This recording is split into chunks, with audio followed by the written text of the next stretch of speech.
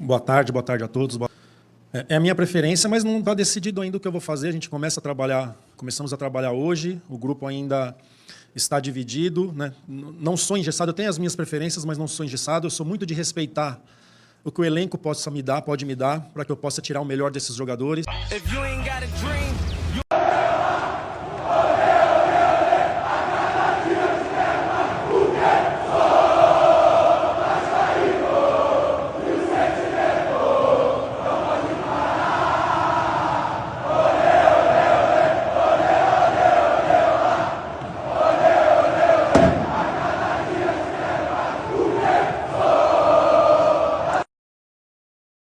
Saudações Cruz Maltinas a todos vocês, sejam bem-vindos aqui no nosso canal Vascaíno desde sempre. Boa noite a todos vocês que nos acompanham em todo o nosso país, em outros países. Um casaca para você que está aí nos Estados Unidos, na Flórida, em Miami, em Portugal. A gente tem um público aqui da Noruega, da Argentina. Temos um público que nos assistem aí de várias partes do mundo, porque o YouTube nos mostra aqui, através dos dados, né, de que parte do mundo os nossos espectadores estão nos assistindo. Então, mais uma vez, um casaca no coração de cada um de vocês, torcedores e torcedoras do Vasco da Gama, espalhados mundo afora. Vou pedir para vocês, se inscrevam aqui no nosso canal. Você não vai pagar nadinha, ajuda o nosso crescimento, dá essa força aqui para o amigo de vocês, é o que eu peço. Deixe também seu like e compartilhe, é muito importante você compartilhar o link do nosso vídeo para que nosso conteúdo chegue, alcance mais torcedores do nosso Vascão. Valeu, galera? Olha só, logo de cara nessa edição de terça-feira, dia 7 de janeiro de 2025 do nosso Expresso News, vamos abordar muita coisa que tá rolando no Vasco, A entrevista coletiva de Fábio Carille. Acompanha aí, já eu vou colocar para vocês um resumo dessa entrevista. A gente pegou junto a Vasco TV quase 27, 28 minutos de entrevista. Eu reduzi para um pouquinho mais de 12 minutos, fiz um resumo para vocês, tá? Vocês acompanharem aí o que o nosso novo treinador falou na sua primeira entrevista como treinador do Vasco. Daniel Fusato, agora é oficial, é Bacalhau. Tietê também anunciado pelo Vasco, Tietê é Bacalhau. Balbuena não vem agora, mas calma, ele pode pintar ainda no meio do ano, vamos ter que aguardar. Gabriel Veron no Vasco? Não sei, vamos falar sobre isso aí também. Samir, Carille falou sobre essa situação do Samir. Maurício Lemos também foi abordado esse assunto. Pedro Henrique, meus amigos, mais dívida. FGTS 777, Caloteira Partners, né? Isso mesmo, um calote da 777. Gabriel Peck visitou o CT. Moacir Barbosa, Adson ainda está se recuperando. E vamos falar também sobre os valores envolvidos na transação entre Palmeiras e Atlético Mineiro em relação ao cria da base do Vasco, Paulinho, e quanto o Vasco vai receber. Eu vou explicar para vocês tintim por tintim, tem uma correção muito importante que eu quero fazer em relação a isso. Eu erroneamente repassei uma informação errada a vocês de que o Vasco iria receber 10% dessa transação. Vou explicar para vocês. Tem gente falando que o Vasco vai pegar 5%. Eu acho que também não é. Eu vou explicar isso aí para vocês de acordo com a Lei Pelé, tá? Do mecanismo de solidariedade, na lei da FIFA também. A gente vai esmiuçar isso aqui para vocês a título de informação. Tem muita gente falando que é informação e é desinformação. Eu peço desculpa a vocês. Eu acabei replicando o que foi noticiado na internet alguns dias atrás, mas hoje eu fui atrás, porque já estão falando no valor errado de novo. Eu vou explicar para vocês, porque quem tem direito é Vasco e Bayer Leverkusen nessa transação aí, tá bom? Então, meus amigos, vamos embora, que tá começando mais um Expresso News aqui no canal Vascaíno desde sempre.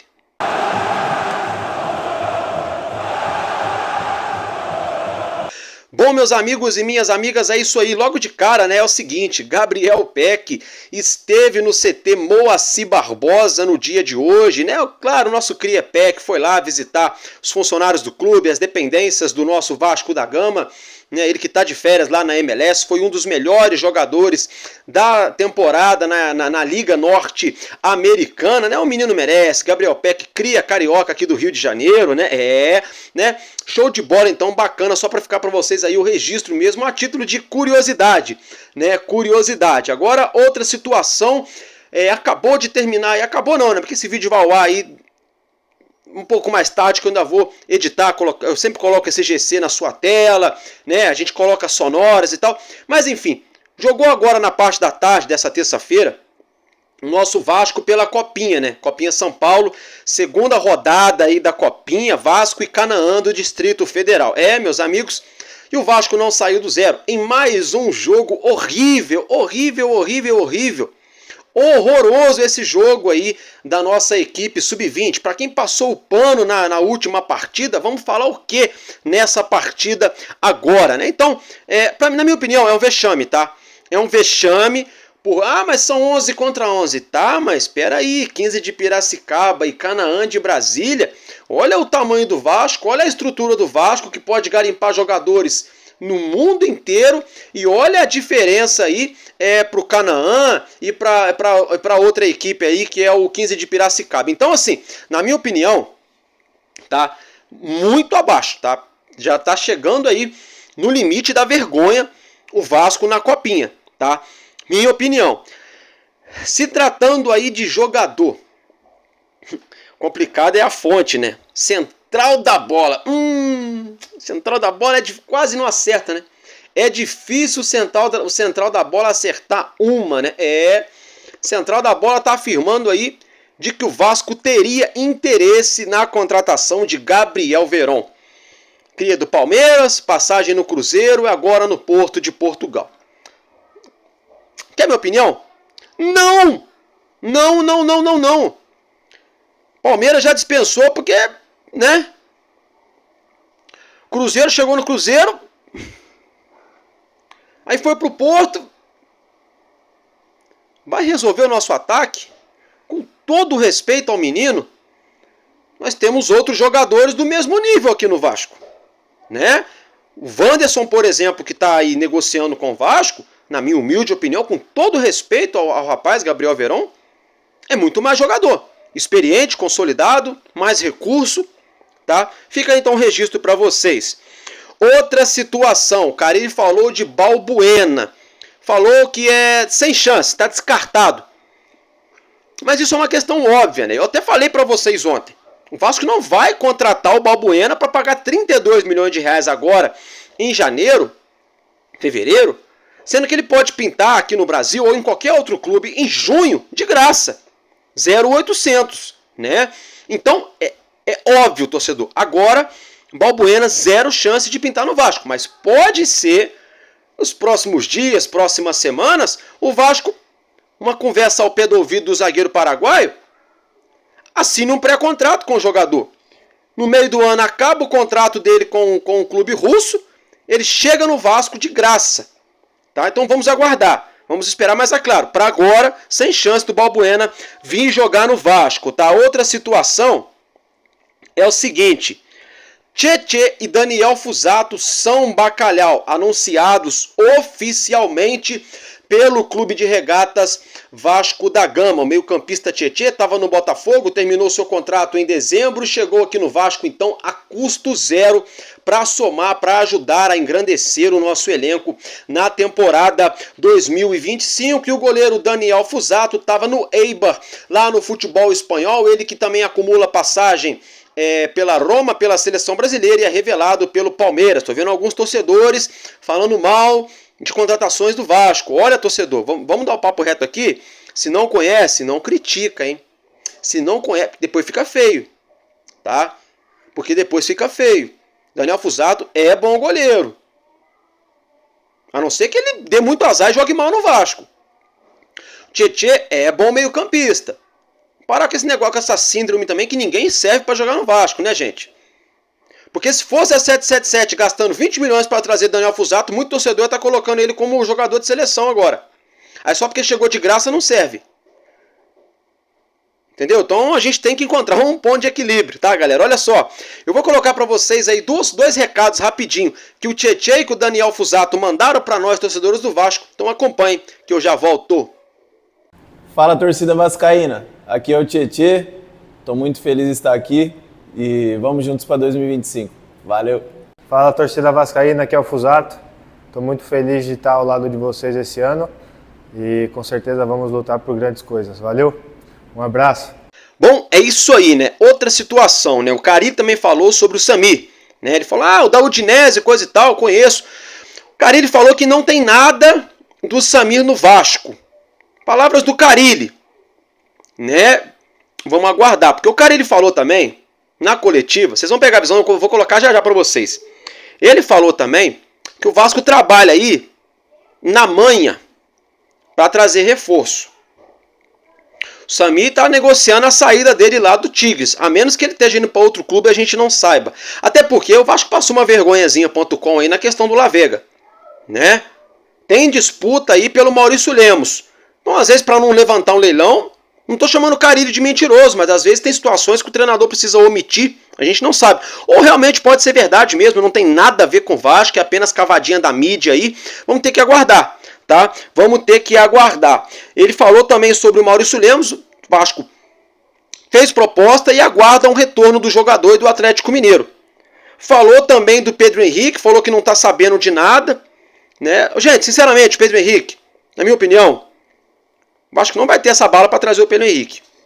O Bragantino não vai liberar de graça, é papo de quase 20 milhões de reais, tá? É minha opinião, tá, torcedor? Não estou jogando contra, não. Se chegar no Vasco, qualquer tá errado, beleza.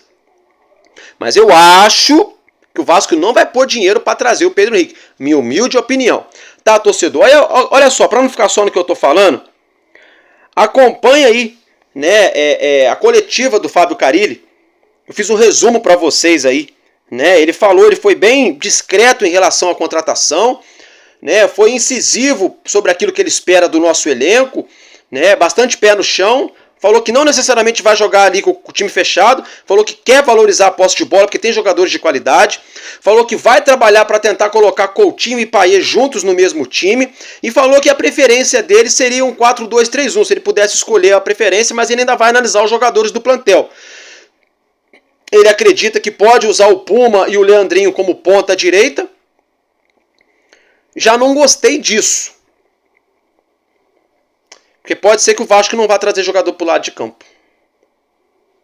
Aí vai continuar fazendo que nem fizeram o ano passado inteiro. O ano passado inteiro foi isso. Improvisando lateral na ponta direita porque não tinha atacante. Né? A culpa não é do Carille não, tá? A culpa é da diretoria. Da diretoria. Tem a questão do Wanderson. Vamos torcer para que chegue. Para qualificar o nosso elenco. Né? E o Carille falou que promete um time bastante comprometido. Falou que pensa jogo a jogo, não quer aí projetar a temporada, cada jogo é um jogo mais importante para ele. Eu vou colocar para vocês acompanharem aí essa situação. Mas eu gostei, até gostei do que ele falou. Eu senti sinceridade nele, senti vontade de trabalhar. Falou que já teve aqui em São Januário disfarçado a trabalho do Corinthians, um jogo entre Vasco e Lanús. Ele veio aqui de espião, né, em São Januário. E assim, tá com vontade de trabalhar. Tá com vontade de trabalhar. Então, vou colocar para vocês o resumo da coletiva do Carille. Assistam então que a gente já volta. O nosso técnico Fábio Carille, treinador já com experiência no futebol brasileiro, campeão da Série A do Campeonato Brasileiro. Então, seja bem-vindo, Carille. Boa tarde a todos. É a minha preferência, mas não está decidido ainda o que eu vou fazer. A gente começamos a trabalhar hoje, o grupo ainda está dividido, né? Não sou engessado, eu tenho as minhas preferências, mas não sou engessado. Eu sou muito de respeitar o que o elenco pode me dar, para que eu possa tirar o melhor desses jogadores. Como eu falei ontem, antes do jogo do dia 23, vou voltar a falar com vocês para falar melhor desses jogadores do elenco do Vasco, de possíveis jogadores que possam chegar, para aí sim a gente definir uma forma, repetir bastante e ter variações dentro dessa forma de jogar. Mas essa forma, o que te faz pensar que ela é melhor? Não, é o que eu aprendi, é o que eu conquistei bastante no período como auxiliar também, no período como técnico também. Tive conquistas num 4-2-4 sem ter um pivô jogando com 2 meias por dentro. Foi me adaptando de acordo com as características de cada elenco, né? Se eu tivesse que montar um time, com certeza seria o 4-2-3-1, que eu entendo que dá aquele equilíbrio, mas é claro que você precisa ter jogadores para fazer isso, né? Então, é um início, a diretoria tem trabalhado bastante aí para que chegue alguns jogadores, não sabemos ainda o que vai acontecer nos próximos dias, e antes do jogo do dia 23 aí eu volto a ter uma conversa com vocês para passar melhor uma análise sobre o elenco. Eu sou muito de pensar no próximo jogo independente da competição. Então, termina um jogo, a nossa próxima decisão, independente do campeonato, é o próximo jogo, é assim que eu gosto de trabalhar sem priorizar nada. Em relação... o clube tem trabalhado, eu já considero um elenco forte, né, principalmente com a volta de alguns jogadores do departamento médico, no caso de Jair, Paulinho, que já voltaram no final do ano passado, o Adson, que daqui um pouquinho está de volta, o próprio Estrela, né, talvez fuja algum nome aqui nesse momento, mas já tem os reforços mesmo dentro do Vasco, com a volta desses jogadores, e estamos trabalhando ali quietinho com a diretoria aí para que chegue mais alguns jogadores para potencializar esse grupo que eu já considero forte. Penso que quando tem qualidade, a gente tem que tentar colocar esses caras todos em campo juntos. Né? Se estiverem bem, dar um suporte para que esses jogadores possam fazer o melhor possível dentro de campo. Mas o mais importante, que tem qualidade, pode ser com Alex Teixeira, daqui a pouquinho pode ser com Estrela, 2 meias. Jogadores que... o Estrela é um menino, mas os outros 3 jogadores já experientes, com muitas vitórias na carreira. Possibilidade que eu tenho pensado sobre isso sim, e quero levar para a prática para ver se vai dar certo. Né? Então, no início aí temos Carioca, Copa do Brasil não sei quando vai iniciar, depois eu olho, o Sul-Americano também não sei, mas assim, sempre pensar no próximo jogo e preparar estratégias para que a gente possa vencer sempre o próximo jogo, independente da competição. A diretoria está pensando muito nisso, mas posso dizer que é um CT muito funcional, né, que dá para trabalhar tranquilamente, dá para fazer tudo o que é necessário para que os jogadores possam ir para campo e fazer o melhor no dia dos jogos. Né? Funcional, profissionais de altíssima qualidade, né, muito satisfeito com o que eu encontrei ali para a gente poder realizar um bom trabalho. Sim, sobre esse jogador, sim, eu conversei, um jogador que conquistamos juntos, um jogador que eu confio bastante, mas já de antemão essa possibilidade não vai acontecer, tá? Mas tenho participado junto com o Marcelo, com o Felipe, com o presidente ali, todos os dias, muitas vezes até de manhã e de tarde, desde quinta-feira que eu cheguei, que eu comecei a trabalhar quinta-feira à tarde, dia 2. Então essas conversas elas estão sendo diárias aí para que a gente possa qualificar ainda mais esse grupo. Acompanho o Vasco há já não sei quantos anos, cara. Uma camisa com esse peso, com essa torcida tão apaixonada.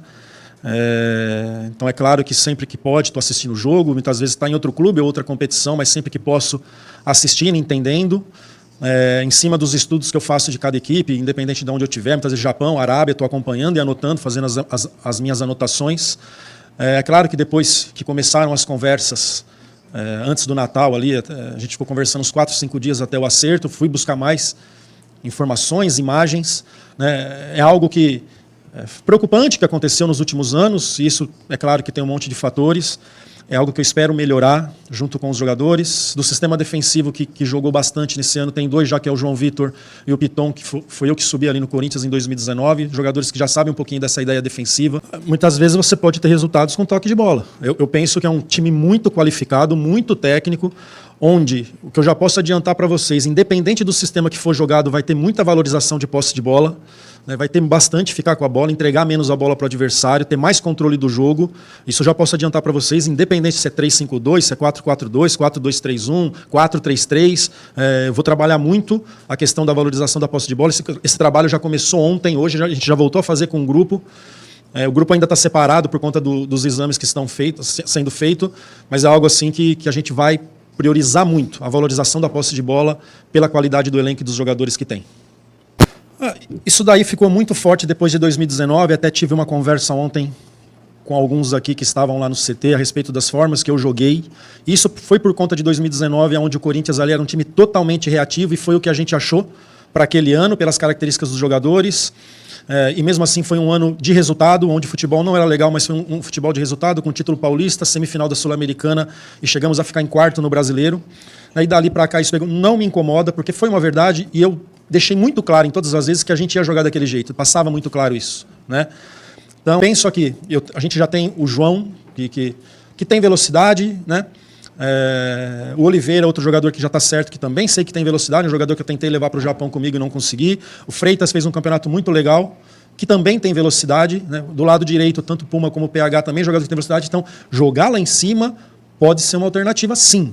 Né? Deixar esse balanço, essa pressão o tempo todo. Eu joguei assim com o Santos agora no último ano, buscando pressão o tempo todo, marcando no campo ofensivo. E, a princípio, eu acredito que dê para fazer isso.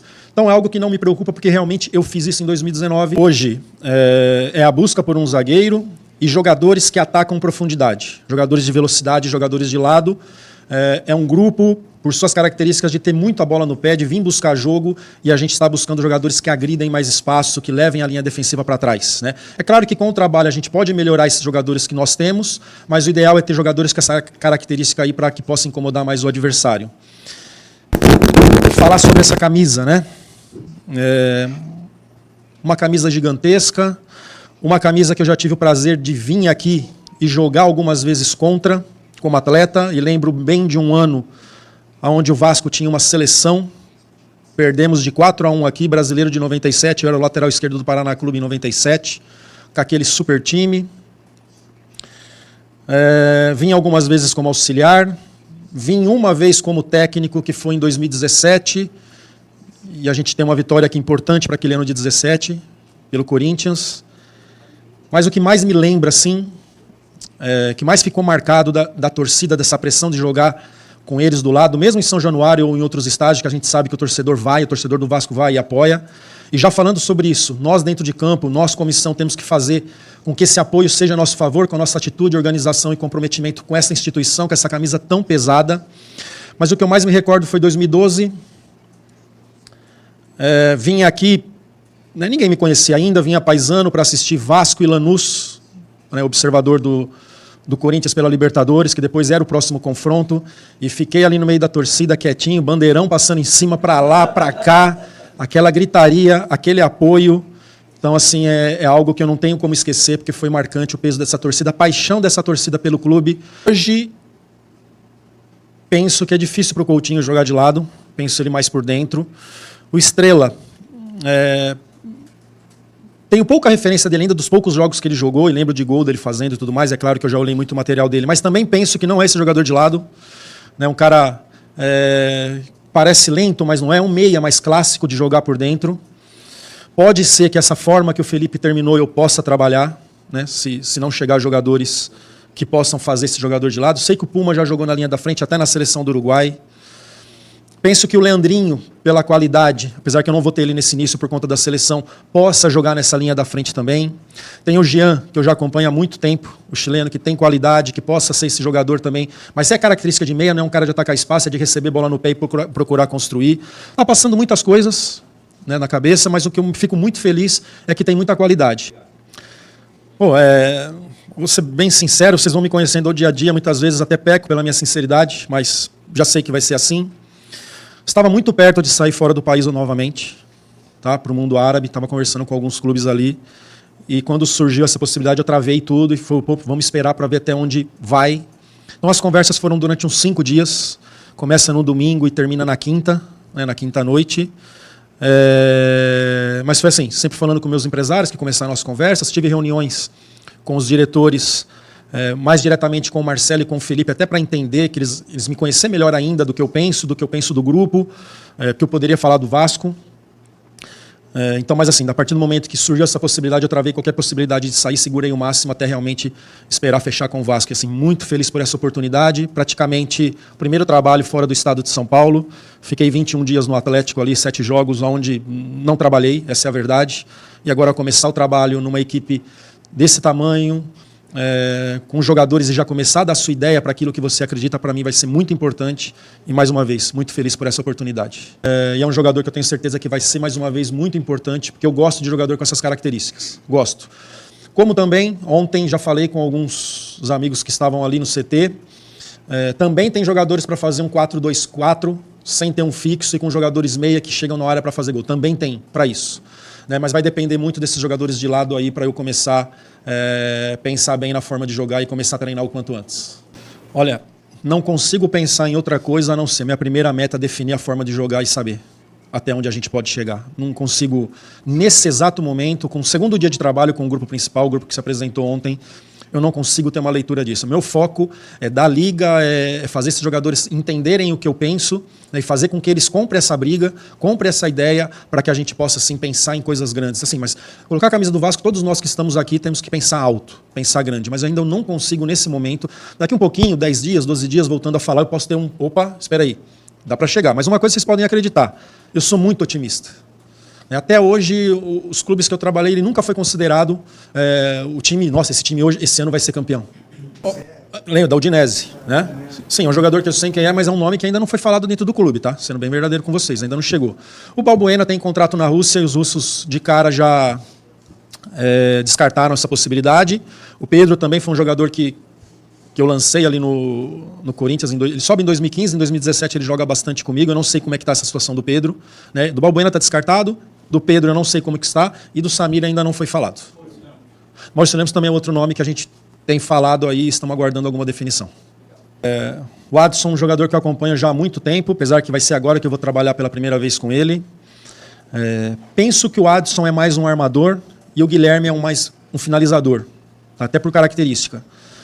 Gosta de trabalhar a bola, de fazer chegar essa bola à área, o Guilherme tem mais presença de área, então jogam nas mesmas funções, claro que um pelo lado direito e outro pelo lado esquerdo, mas penso que o Adson pisa menos área, claro que a gente tem que trabalhar com que ele faça isso para que aumente o número de chances dele fazer gol, e o Guilherme já tem mais esse cheiro da área e do gol. Mas é um trabalho nosso sim fazer com que ele melhore isso e seja mais decisivo para o Vasco. Só lembrando que eu não tenho o Adson para o início também da temporada, tá? Acho que vai demorar um pouquinho para que a gente tenha ele também. É isso aí, né? Vocês acompanharam, vocês viram, né? Todos os pingos nos is, aí a coletiva do nosso treinador Fábio Carilli, né? Não tem muito o que dizer agora, é deixar o homem trabalhar pra gente ver o que a gente pode ou não projetar aí para essa temporada de 2025. Agora eu quero falar com vocês aqui sobre o Adson, né? O próprio Carilli também falou que o Adson não volta agora. Está ainda no departamento médico, isso me surpreendeu, porque era para ele ter voltado ali em dezembro, já estamos em janeiro, né? Pô, ele estava bem fortão, bem musculoso, né? Em vista do que ele era bem fininho, bem franzino. Vamos aguardar, né? Tem um processo de transição também ainda, né? Mas Adson então não volta agora nesse início aí, agora de janeiro, tá? Já a treinar com o elenco principal. Outra situação agora é sobre a dívida do Vasco, né?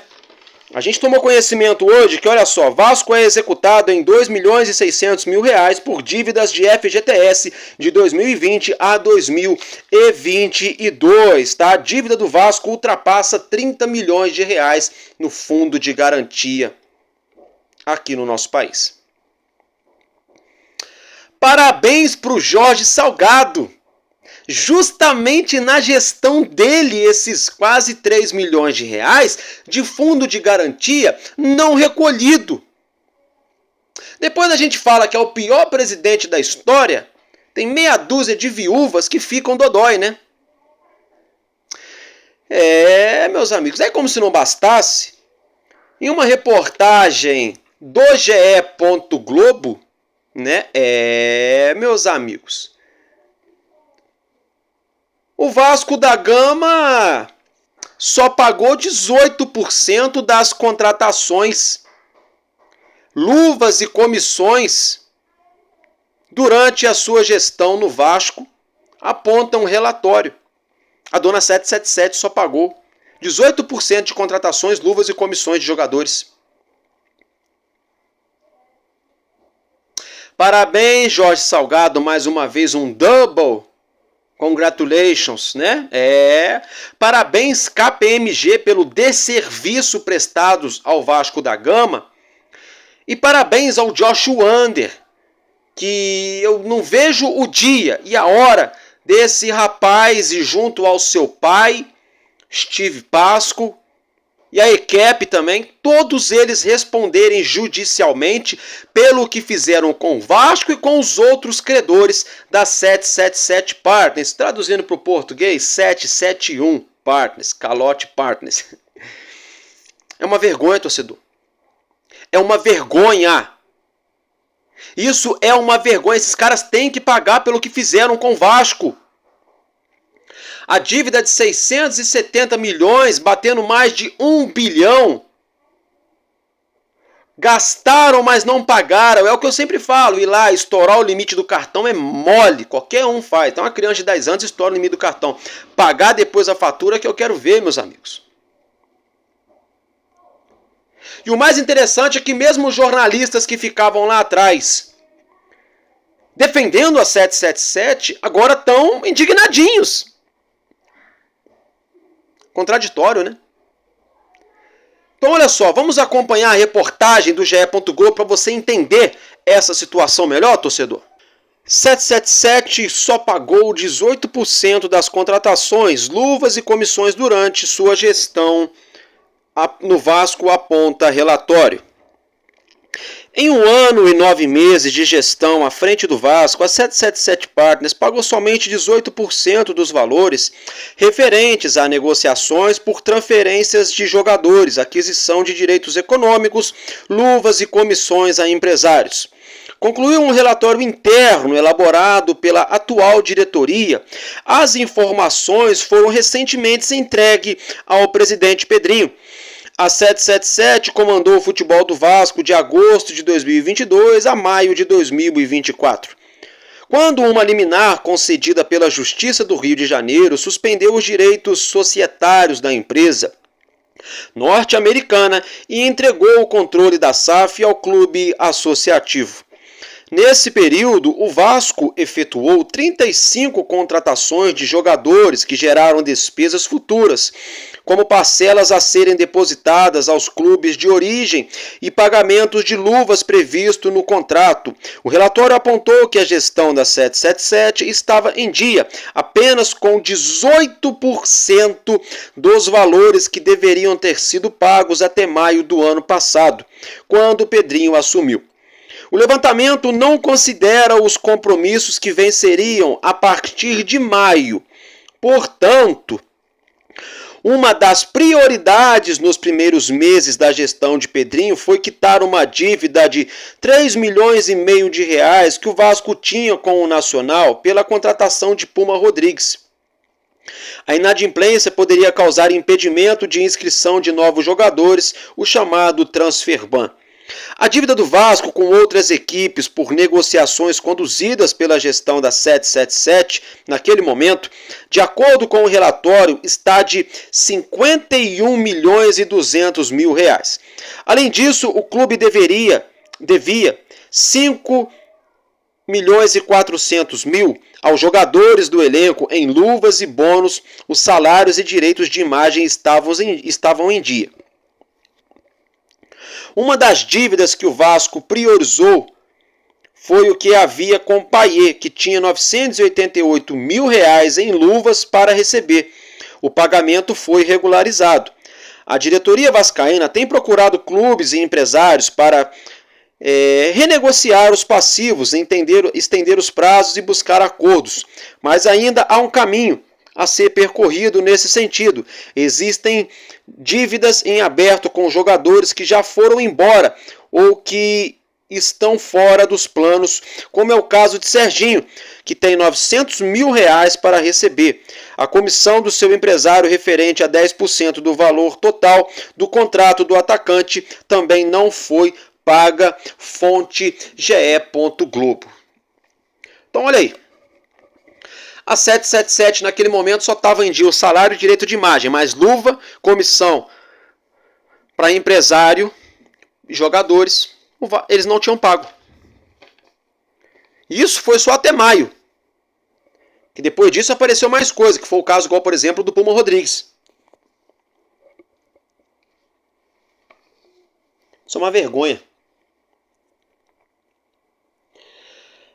Para quem ainda acredita que a 777 pode ganhar na justiça com a ECAP, desculpa, tá equivocado. Ô Álvaro, mas se a 777 colocasse aquele aporte de 270 milhões, eles iam pagar todas as contas, eles iam fazer e iriam acontecer.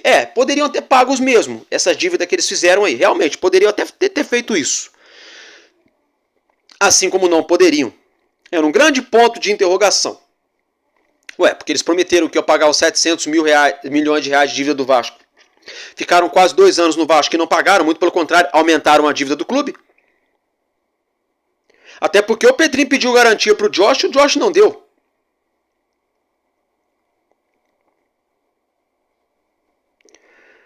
É uma vergonha. Eu quero ver Salgado, KPMG, 777 e seus associados pagarem pelo desserviço e pelos danos que causaram ao Clube de Regatas Vasco da Gama e ao Vasco da Gama SAF. Eu quero ver. E a gente vai cobrar aqui no canal uma atitude. Alô, Pedrinho. Só jogar na Globo não resolve. Tem que colocar no pau. É na justiça. Tem que ir pra cima. Cobrar um por um. Bater na mesa, pedir esclarecimento. Levantamento, investigação, Polícia Federal, Ministério Público. Tem que ser aberto um inquérito. CPI, sindicância interna, não leva a lugar nenhum.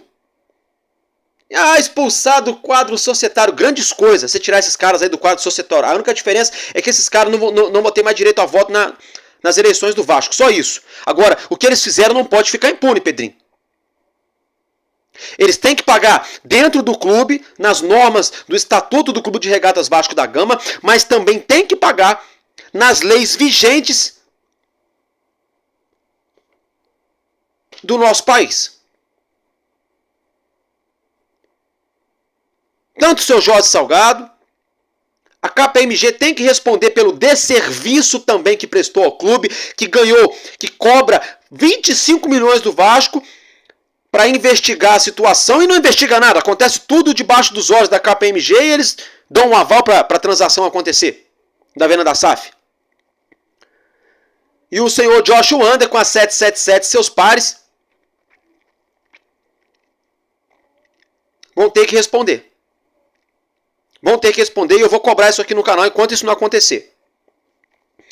Agora mudando de assunto, quero falar com vocês aqui agora, meus amigos, torcedores do Vasco da Gama, da situação envolvendo, estou até pegando aqui já, mecanismo de solidariedade. Olha só, vamos lá. Estão afirmando hoje aí, porque o Vasco vai receber 5.750.000 reais na transação do Paulinho, porque o Vasco tem direito a 5%. Primeira coisa, perdão a todos vocês, eu errei, tá, torcedor? Eu acompanhei alguns sites aí na internet, acreditei que o Vasco tinha 10% da transação, eu errei, eu não sou jornalista, mas eu errei, deveria ter apurado melhor. O Vasco não tem 10% de direito da transação do Paulinho para o Palmeiras, que saiu do Galo, tá? O Vasco não tem nenhum por cento do direito econômico do Paulinho. Para ficar bem claro aqui, torcedor, para ficar bem claro, tá? 90% o Atlético Mineiro comprou junto ao Bayer Leverkusen. O Bayer Leverkusen tinha uma parte do percentual, mas como o contrato do Paulinho venceu ano passado e não teve renovação, o Bayer Leverkusen perdeu o percentual. O Galo ficou com 90%. E os outros 10%, o Álvaro Silva, ficaram com o Paulinho e seu empresário. O jogador, o Paulinho, e seu empresário ficaram com 10%. Tá, torcedor? Para ficar bem claro aqui. Então o Vasco não tem direito de percentual na venda do Paulinho em relação a direito federativo, ao direito econômico, tá, torcedor? O Palmeiras comprou 100% dos direitos econômicos do Paulinho. Tanto a parte do jogador quanto a parte do Atlético Mineiro. Ponto. Primeiro X da questão resolvido. Ok? Beleza? Correto? Então vamos lá. O Álvaro, então por que o Vasco vai receber comissão, sendo que o Vasco não tem direito? Então, o Vasco não tem direito econômico dos direitos federativos do jogador. Mas o Vasco tem direito ao mecanismo de solidariedade da FIFA. Tá, torcedor? Tem direito a esse mecanismo de solidariedade da FIFA. Esse mecanismo, eu vou explicar para vocês aqui, ó. Vamos acompanhar aqui, ó. O mecanismo de solidariedade da FIFA é um dispositivo criado para compensar financeiramente clubes que formam atletas. O objetivo é incentivar os clubes a formarem atletas e dar oportunidade a eles para atuar no futebol. O mecanismo funciona da seguinte forma: a cada transferência internacional de um jogador, os clubes formadores têm direito a até 5% do valor total da negociação. Primeiro ponto, então. É internacional, mas também nacional, tá, torcedor? Isso aqui aborda em todos os âmbitos, tá? Tem uma atualização que foi feita, inclusive, em 2021. Então, olha só, torcedor. Não é 5%, é até 5%. Como assim, Álvaro? Então, vamos lá.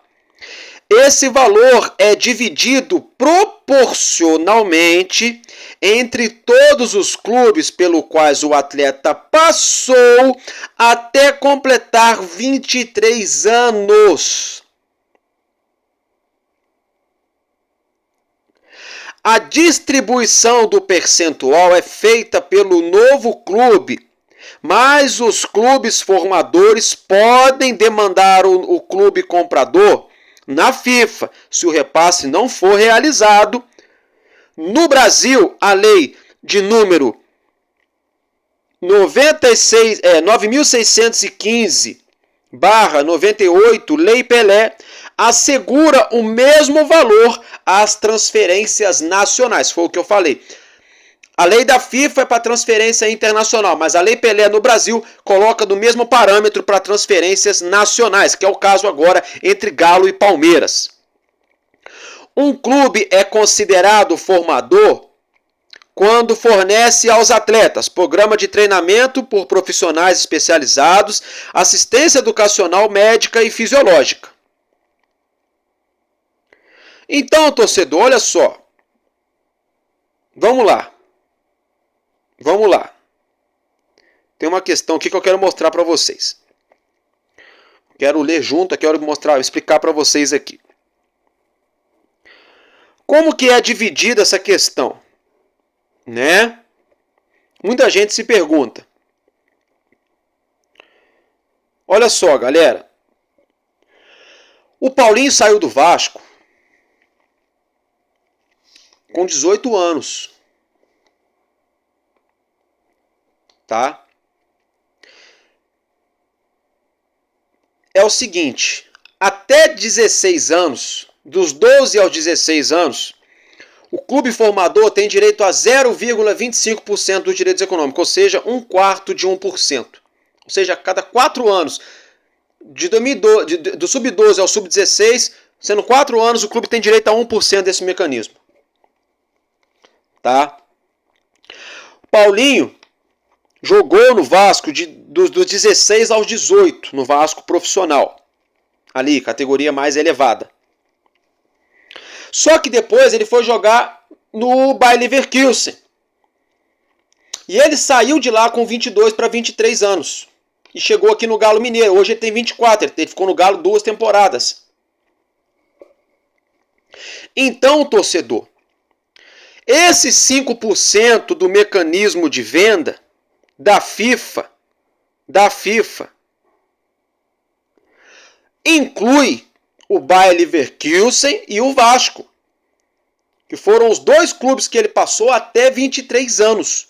Tem gente colocando só o Vasco. No caso, se for uma transferência internacional. Como é uma transferência nacional, o Vasco é o clube formador, mas o Bayer Leverkusen também tem participação nisso aí. Então, olha só, eu não vou nem afirmar para vocês, porque eu não sou advogado, eu não entendo isso aí direito, mas é o que está dando a entender é que esses 5% podem ser divididos entre Vasco e Bayer Leverkusen. Então, não seriam 5.750.000, mas sim 2 milhões e alguma coisa. Ou seja, dinheiro de pinga no futebol. Ainda que for aí os 5 milhões, é dinheiro de pinga. Então o Vasco não vai pegar aí os 14 milhões que a gente achou que iria pegar, 15 milhões, tá, torcedor? Só para ficar o registro aí, para ficar bem esclarecido. Tá bom, meus amigos? Tô ficando por aqui, um abraço, um casaco no coração de cada um de vocês, porque enquanto houver um coração infantil, nosso Vasco será imortal. Vascaíno, desde sempre, valeu e tamo junto, Vasco!